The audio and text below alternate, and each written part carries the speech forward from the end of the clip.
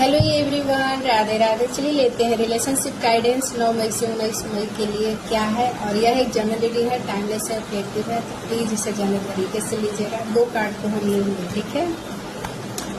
Okay, देखिए wheel of Fortune के साथ द इम्प्रेस आया है, तो कहीं ना कहीं आप अपने रिलेशनशिप को बहुत ज़्यादा मिस कर रहे थे। वो अब इंतजार की घड़ी खत्म होने वाला है और आपके लाइफ में एक न्यू जर्नी, न्यू बिगिनिंग शुरुआत होने वाला है। किसी का नो कांटेक्ट, लेस कांटेक्ट है, तो आपके पर्सन आपसे कनेक्ट कर सकते हैं। एंड काफ़ी टाइम से आप अपने पर्सन से दूर थे, तो आप दोनों की मीटिंग भी हो सकती है और ये मीटिंग बहुत ही अमेजिंग होने वाला है।